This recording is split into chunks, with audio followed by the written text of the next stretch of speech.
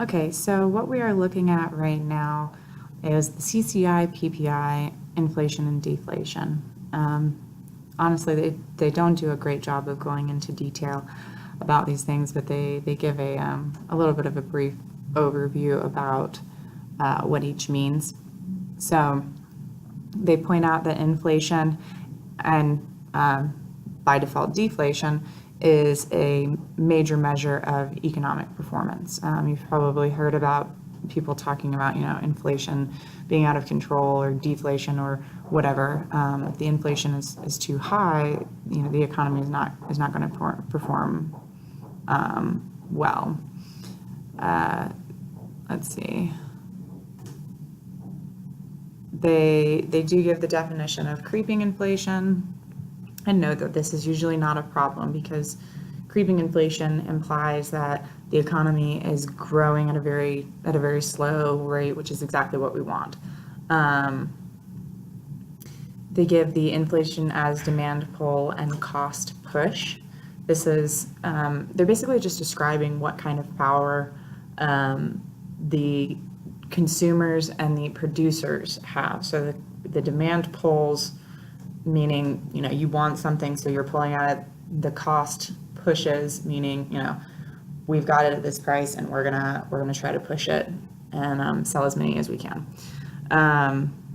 So if costs of input rise, raising production costs, they call it cost push inflation. So meaning the cost is being pushed higher than it was before because the cost of your inputs rise. When increase for demand or goods and services pull prices up, they call it demand pull inflation. So you can see how a cost push inflation is going to push from underneath to increase prices, and a demand pull inflation is going to pull from above to increase prices. So they do the same thing, but they are two very different conditions. They point out that an increase in the money supply can set off a demand pull inflation, meaning that if there is more money available to people, meaning that they're making more money working and et cetera, the economy is doing well, then it can set off a demand pull inflation, meaning that goods are being demanded at a higher rate than they were before, and thus, a higher demand means that suppliers can increase prices. An increase in the price of fuel can set off a cost push inflation. So basically, when you look at the cost of fuel, and I know you've filled up with gas many times, it's not determined by the demand, because obviously we're always going to be demanding fuel, and we're always going to be pretty much demanding as much fuel as we can get. It's one of the issues that people who support sustainable energy methods really support or really get onto, because we just keep consuming fuel. But because of that, you're not going to have a price increase because of the demand. You're going to have a price increase because of the cost. And I'm sure you hear about cost of oil per barrel, et cetera. So really the prices are going to be determined by how much the supply is costing.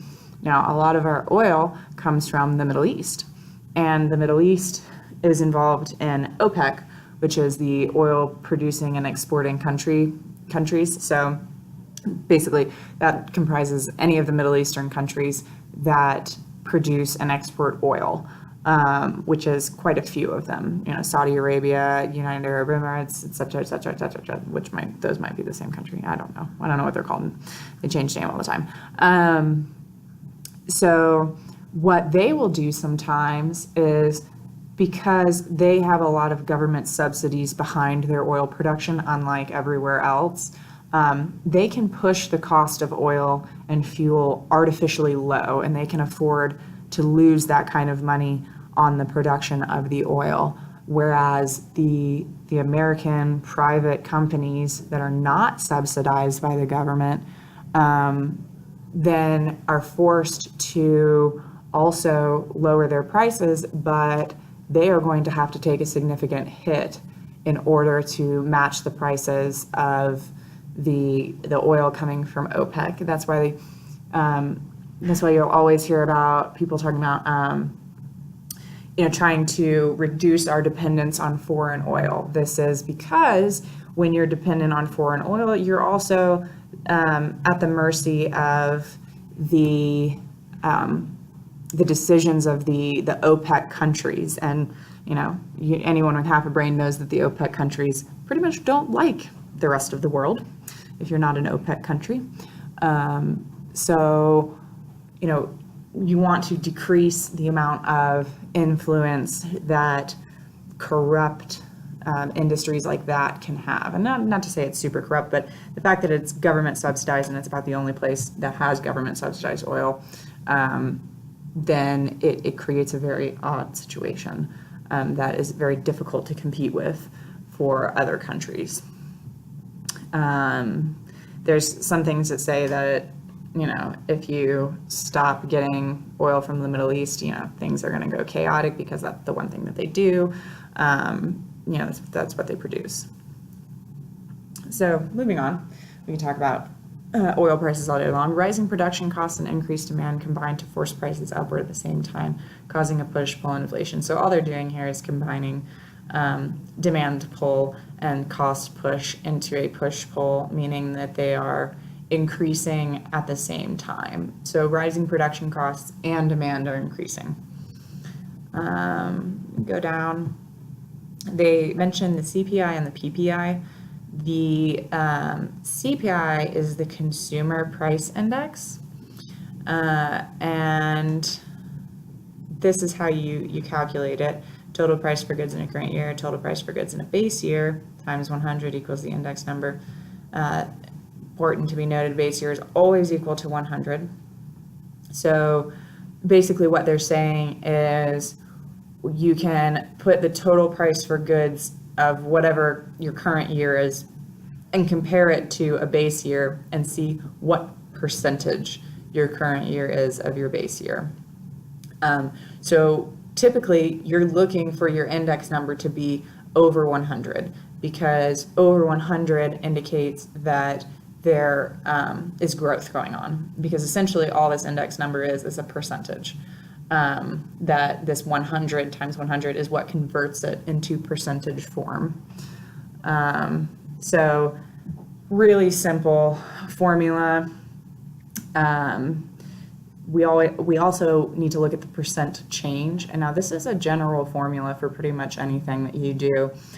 So all this is value number 2 minus value number 1 divided by value number 1. That I'm sure you've seen it in physical science. I'm sure you've seen it in a lot of different places. That's how we determine error. That's how we determine percent change. So they give this inflation calculator to work some problems, and I know these problems sound kind of intimidating. You got 7,500 for the base year of 1970. What do you have to earn in 2012 to have the same buying power? Now that sounds really complicated, but if we click over here and we look at the link that they gave us, which is this inflation calculator, all you have to do is put in the numbers that are given. So we've got 7,500 in 1970. So we'll go down and we'll pick 1970. And then they want to know what your buying power is in 2012, or what you need to make in 2012 in order to have the same buying power. So 44,380.28.